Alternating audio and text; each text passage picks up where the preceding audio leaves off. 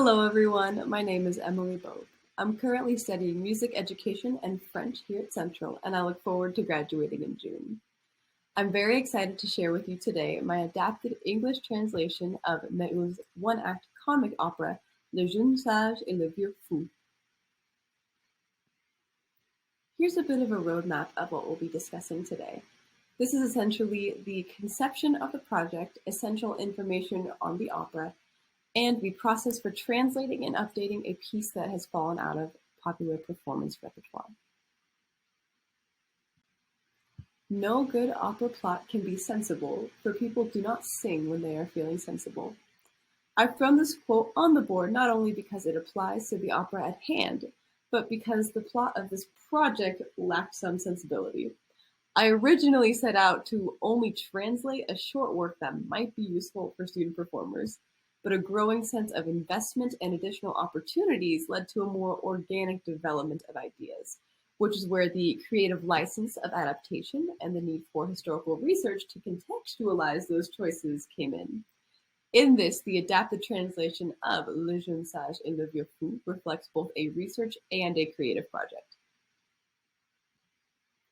I assure you that the opera is good all on its own, but its unique historical context informs and enriches the comedy. Debuted in 1793, Le Jeune Sage et le Vieux Fou hit the stage mere weeks before the beginning of the Terror in France, which would see much of the aristocracy, and thus the opera's audience, guillotined. The Revolutionary period is especially interesting in the context of this premiere because of the generational comedy that is integral to the plot. A revolutionary philosopher, a champion of Enlightenment reasoning, half at odds with a philandering libertine of the declining Rococo period. As these two characters are father and son, there's comedy created in the reassignment of familial responsibility, and also in the caricature they present of revolutionaries and aristocrats of the period. One would think that this is a risky move to stage on the brink of revolution and massacre, but I hold that the characters are so ridiculous that social commentary loses a little focus. It is also important to note that the language at this time was not yet standardized, and the last time that the opera was published was in 1801. This detail will become more important later in the discussion of translation methodology. And now, some background on the story of the opera. There are four main characters to remember. The philosophical Cliton is a young man of 20. He takes himself very seriously and considers himself responsible for the well-being of his family, to a fault.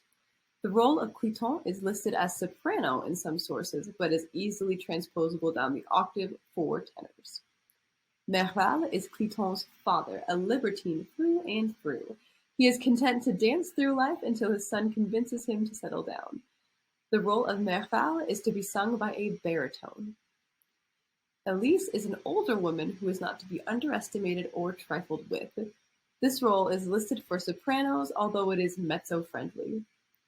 Rose is Elise's beautiful niece, whose character evolves throughout the adaptation process. Rose is also to be sung by a soprano. And here we have the bare bones of the plot. If you would like to pause the video and read the synopsis I've written out, you're more than welcome to, but I'll give you an even faster one if you would like to listen to it. Cliton, disappointed by the knightly endeavors of his father Méhul, seeks to arrange a marriage that will develop his sense of responsibility. Cliton finds Rose, a young lady his own age, to be suitable for his father, and soon has his own eyes set on her aunt Elise. In a chiasmatic comedy of errors, the young sage and the old fool strive to strike the right match. Now that we've got an idea of what happens in the opera, let's talk about the details of the project. As I mentioned earlier, French in the late 18th century was not quite standardized. Because of this, it was necessary to transcribe the libretto in modern French first to work out grammar, conjugations, idioms, and so forth. This portion required some research due to period-specific idiomatic expressions. From this transcription, I was able to create a word-for-word English translation. This means that the libretto was translated as precisely as possible from the modern French transcription into terms that were as exact as possible in meaning in English. This also goes for idiomatic equivalents.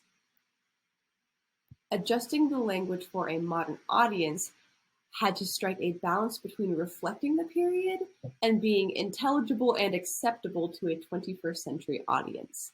This meant changing some figures of speech and updating female roles to imbue those characters with a sense of dignity, color, and depth. Lastly, any translated lyric had to be reworked back into metered poetry so I could realign it with its respective aria music. Especially in the first 3 steps of this process, finding the right word could be a challenge. One antiquated term or spelling in the 18th century French could logically be linked to several different words in modern French, all with different meanings, let alone finding the most appropriate English translation after that. It really was a puzzle. After all this, the new libretto had to be set back to the original score. Reconstructing the poetic meter in the English translation meant striking an equivalency with the original meaning, not the precision of the word-for-word translation. Matching meter was preferable because it could be directly reset syllable for syllable over the original French lyrics. However, this puzzle was not always solvable due to some fundamental differences between French and English, such as the mute E in French and the syllabic stress issue. The French mute E is very similar to the silent E at the end of many words in the English language. However, the French half enunciate it, and during this period they accommodated it as they set their music. This means that there are often stray notes in a melodic line that French lyrics pick up with the mute E, but English lyrics would miss since we don't pronounce letters like that. When this occurred in my own process, I addressed it by adjusting rhythms and expanding melismata. French syllabic stress packs less of a punch than that of the English language. Because of this, melodies intended for a French lyric can sound awkward with English translations. As a rule of thumb, I approach this by aligning musical meanings as opposed to syllables. For example, in one of Méhul's ariettes, I set the word flutters over a fluttering rhythmic figure in the orchestra, rather than where it originally occurred in the French a couple measures earlier, since the English there was misstressed by the melody.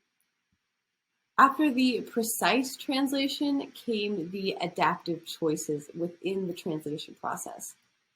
This had mostly to do with the characterization of Rose and Elise. A period piece does not always have to present women as a stereotypical product of their time.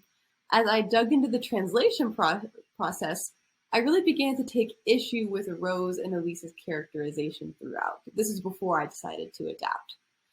Rose is the leading lady and an integral part of the story, but lacks independent agency throughout. She is often on stage with all the other characters, but she's being talked about and not talked to, and is somehow like magically in love at a time that is convenient for the plot as it pertains to the male characters. Besides that, Elise is frequently taken as a negative stereotype for all women in the dialogue between the two men. Updating the roles of Elise and Rose is not impossible within the framework of a plot driven by marriage and schemes and romance. In an effort to accomplish this, I rewrote dialogue and stage direction to give each woman her own humor, agency, and sense of equal footing with their male counterparts. For Rose especially, I found myself looking to Jane Austen protagonists such as Elizabeth Bennet for my template. Translation and adaptation projects such as this demonstrate that old repertoire can be reclaimed for continued study and performance. In other words, not all repertoire is unperformable if its contents are antiquated. The artistry remains and may even be enhanced if we simply adapt it to our current standards. In the future, I plan to look at the next steps to staging, updating the orchestral score, and publishing. I am hopeful that I might be able to collaborate with other professionals in the field with more experience in these areas than I currently have. Now would be a fantastic time to pause the video if you are interested in the research behind this project. The full bibliography is listed here, and I highly recommend giving these sources a read. Thank you so much for listening in today. This project has been an incredible learning experience, and I am so excited to see where it might take me in the future. If you are interested in taking a closer look at the project, please feel free to contact me. Thanks again for listening.